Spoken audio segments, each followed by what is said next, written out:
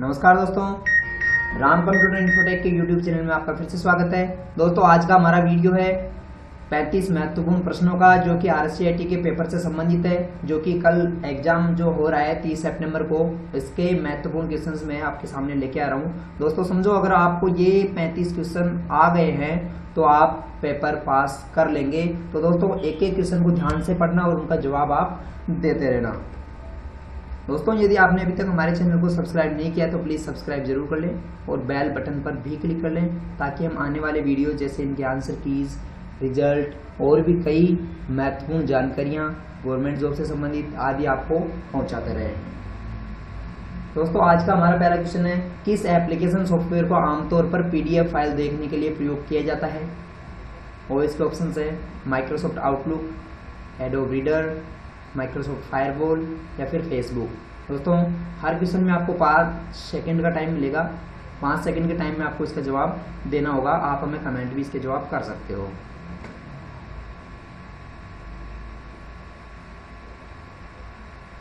दोस्तों इस क्वेश्चन का जवाब है वो है एडोब रीडर। PDF फाइल को देखने के लिए हम एडोब रीडर का इस्तेमाल करते हैं। अगला क्वेश्चन है, डिस्क पर एक नामित स्थान है जहां फाइल संग्रहित कर सकते हैं। ऑप्शंस है फोल्डर, पोर्ट, वर्जन या फिर फाइल ग्रुप।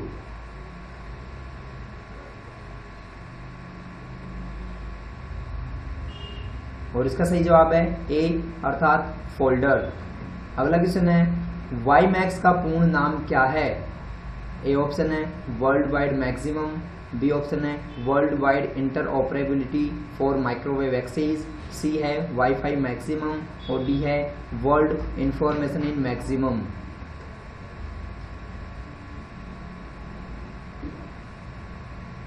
और इसका सही जवाब है B world wide interoperability for microwave access.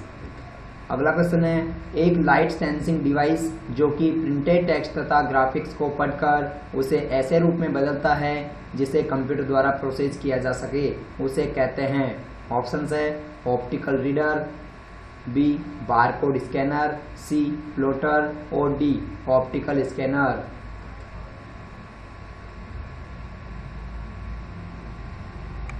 दोस्तों इसका सही जवाब है ए ऑप्टिकल रीडर। अगला क्वेश्चन है, डेटाबेस में संबंधित डेटा के सेट को क्या कहा जाता है? A field, B entry, C record और डी फाइल।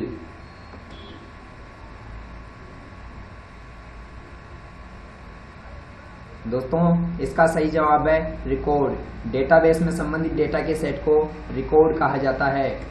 अगला क्वेश्चन है, डेटा जिस गति से नेटवर्क स्थानांतरित करता है उसे किस रूप में जानते हैं?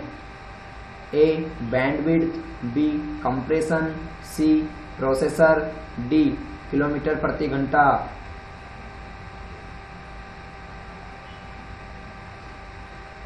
दोस्तों इसका सही जवाब है ए बैंडविड्थ। प्रिंटर के उत्पादन की गुणवत्ता किसमें मापी जाती है? ए हर्ट्ज, बी डॉट्स पर इंच, सी बिट प्रति सेकंड और डी वॉट्स।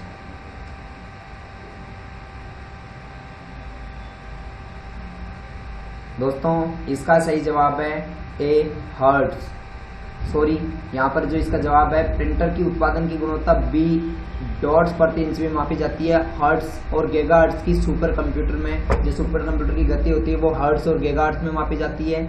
और अगर हम बात करें कि कंप्यूटर की जो है ट्रांसफर रेट होती है वो बिट प्रति सेकंड में मापी जाती है। और अगर प्रिंटर के बारे में पूछा जाए तो वहाँ पर आपको जवाब देना है बी डॉट प्रति इंच अर्थात DPI में मापी जाती हैं।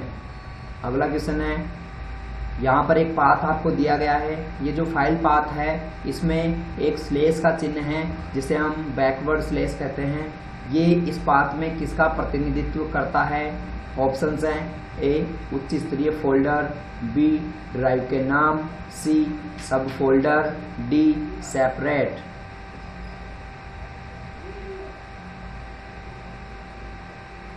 दोस्तों इसका सही जवाब है सेपरेट। अगला क्वेश्चन है, कौन से प्रकार का चार्ट माइक्रोसॉफ्ट एक्सेस 2010 में उपलब्ध नहीं है? ऑप्शंस हैं डेटा पॉइंट्स, बी लाइन, सी रडार, डी बबल।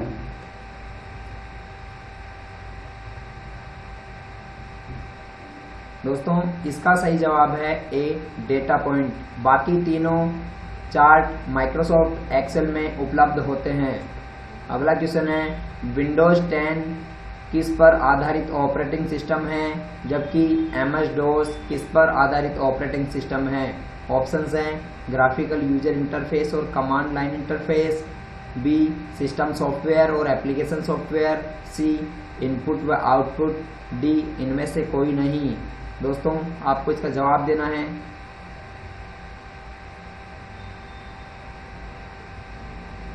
दोस्तों इसका जवाब है ए, अर्थात विंडोज 10 ग्राफिकल यूजर इंटरफेस पर आधारित ऑपरेटिंग सिस्टम है और MS DOS command line interface पर आधारित ऑपरेटिंग सिस्टम है।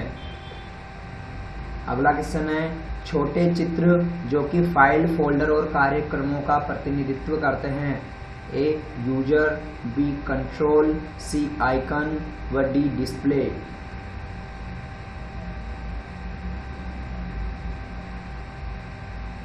फ्रेंड्स इसका सही जवाब है सी, अर्थात आइकन। डेस्कटॉप पर जो छोटे चित्र में दिखाई देते हैं वो आइकन कहलाते हैं। अगला क्वेश्चन है, यदि सोर्स डेटा बदल गया हो तो MS एक्सेल में कौन सा पायोट टेबल टूल विकल्प पायोट या पायोट चार्ट में डेटा को अपडेट करता है। ऑप्शंस हैं फॉर्मेट रिपोर्ट, बी पायोट टेबल, सी रिफ्रेश या डी शो डिटेल्स।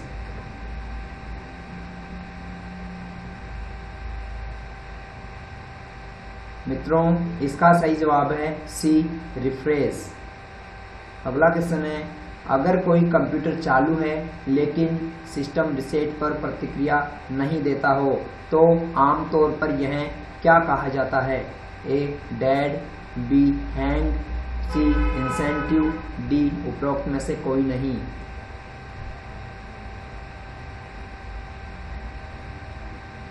इसका सही जवाब है बी हैंग।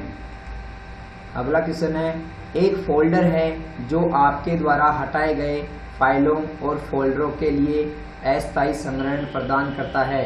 इसके ऑप्शंस हैं A file explorer, B recycle bin, C calculator, D snipping tool.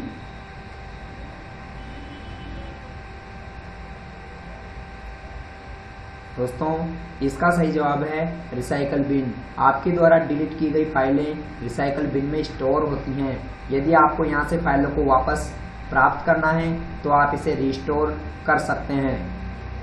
अगला क्वेश्चन है, किससे विंडो 10 में अपने डिवाइस, एप्लीकेशन, ऑनलाइन सेवाओं और नेटवर्क पर साइन इन करने के लिए बायोमेट्रिक प्रमाणीकरण का उपयोग किया जाता है।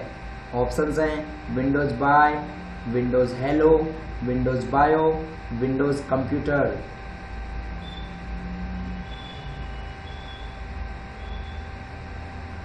और इसका सही जवाब है बी विंडोज हेलो। दोस्तों विंडोज 10 में विंडोज हेलो व विंडोज पासपोर्ट दोनों ही ऐसी सुविधाएं हैं जो आपको बायोमेट्रिक प्रमाणीकरण व व्यक्तिगत लॉगिन की सुविधा प्रदान करते हैं। अगला क्वेश्चन है, URL एक वैध उदाहरण है। कौन सा निम्न में से एक URL का वैध उदाहरण है। चारों आप देख सकते हैं।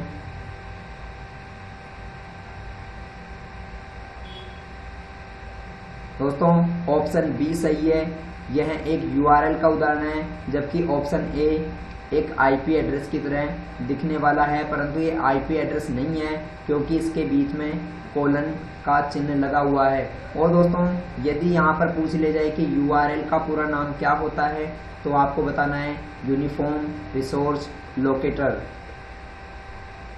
अगला क्वेश्चन है, निम्न में से कौन सी तकनीक बहुत उच्च गति से सूचना संचारित करने के लिए विद्युत चुंबकीय वर्णक्रम के दृश्यमान प्रकाश वाले हिस्से का उपयोग करता है। ऑप्शंस हैं बैन, वाईफाई, लाईफाई या फिर IoT।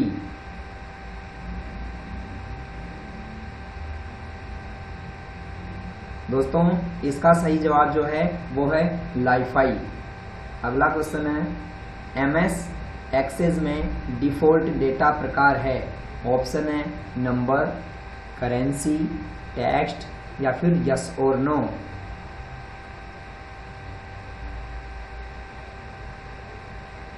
दोस्तों इसका सही जवाब होगा टेक्स्ट। MS एक्सेस में डिफॉल्ट डेटा का प्रकार टेक्स्ट होता है।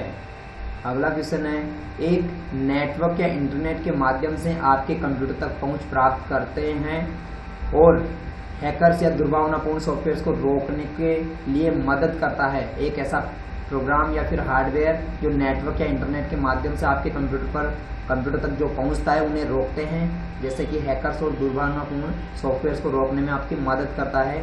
ऑप्शंस हैं फायरवॉल, एंटीवायरस, कंट्रोल पैनल या फिर MS ऑफिस।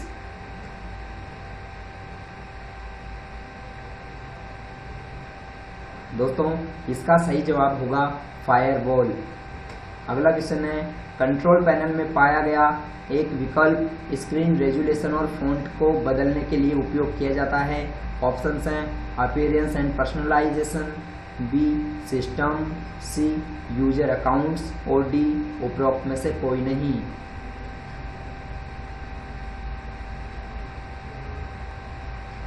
मित्रों इसका सही जवाब होगा ए अपीयरेंस एंड पर्सनलाइजेशन।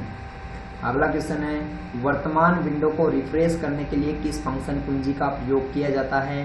ऑप्शंस हैं F1, B F3, C F6, D F5।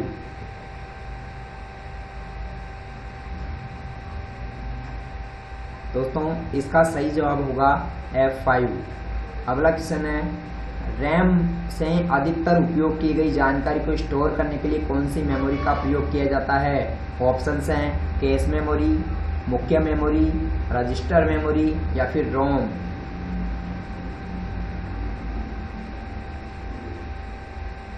दोस्तों इसका सही जवाब है ए कैश मेमोरी।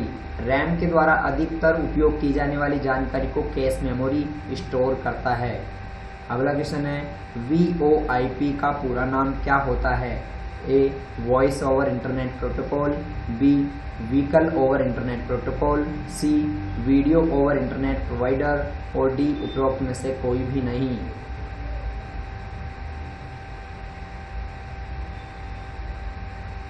मित्रों यहाँ पर आंसर है ए अर्थात VoIP का पूरा नाम वॉइस ओवर इंटरनेट प्रोटोकॉल होता है। अगला क्वेश्चन है, मदरबोर्ड किसका उदाहरण है। ऑप्शंस हैं इनपुट डिवाइस, आउटपुट डिवाइस, प्रसंस्करण डिवाइस या फिर भंडारण डिवाइस।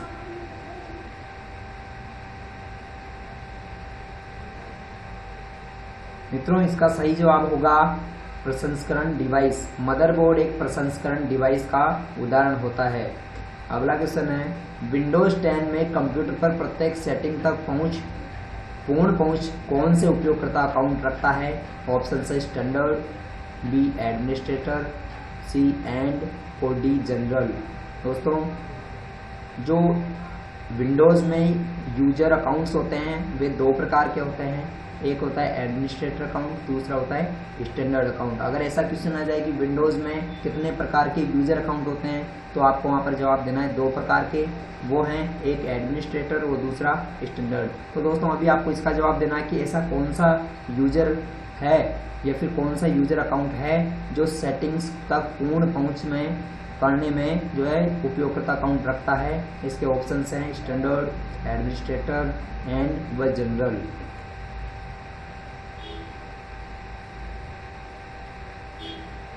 और इसका सही जवाब होगा एडमिनिस्ट्रेटर। अगला क्वेश्चन है, निम्नलिखित में से कौन सा आउटपुट डिवाइस है। हेडफोन, ट्रैकबॉल, कीबोर्ड व वेबकैम।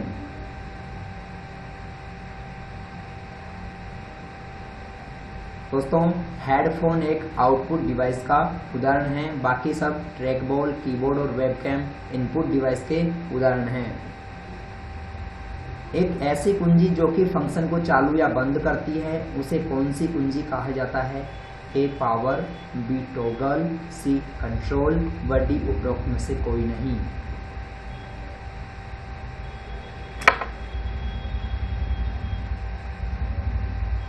दोस्तों इसका जवाब है बी अर्थात ऐसी कोई भी कुंजी जिसमें बंद व चालू का ऑप्शन होता है उसे टॉगल की कहा जाता है।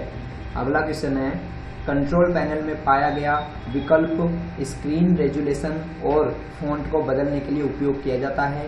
ऑप्शंस हैं appearing and personalization, B system, C user account और डी उपरोक्त में से कोई नहीं।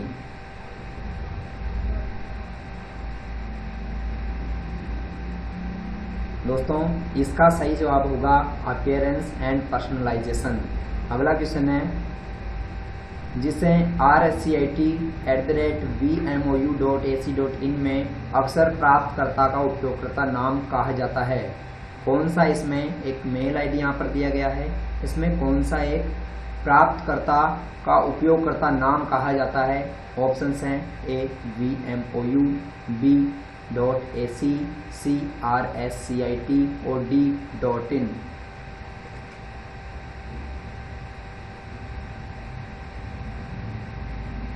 दोस्तों इसका जवाब होगा उपयोगकर्ता का नाम यहाँ पर rSCIT होगा।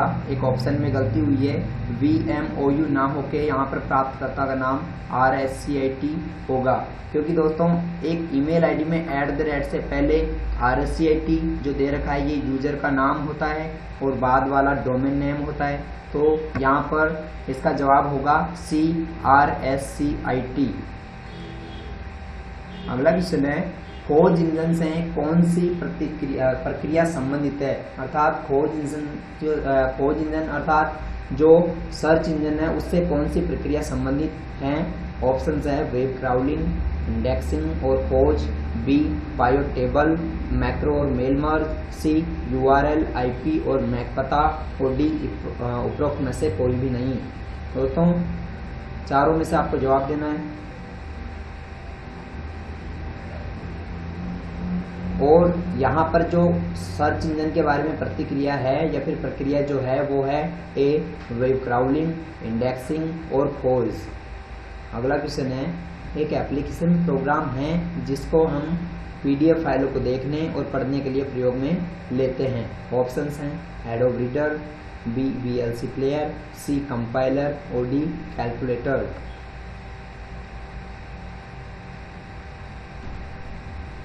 दोस्तों इसका सही जवाब होगा ए एडोब रीडर। अगला क्वेश्चन है MS Excel 2010 में डेटा का ग्राफिकल रूप से प्रतिनिधित्व करने के लिए कौन सा टूल जो है उपयोग में लिया जाता है? A pivot table, B cell address, C chart और डी एल्गोरिदम।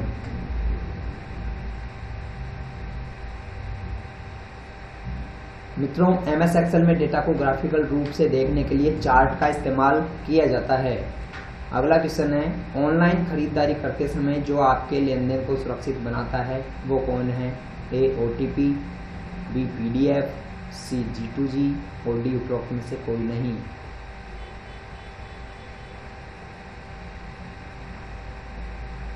दोस्तों इसका सही जवाब होगा ए OTP।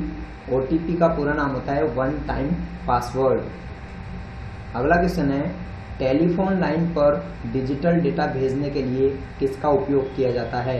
ए स्कैनर, बी लैन, सी मोडेम और डी पेन ड्राइव।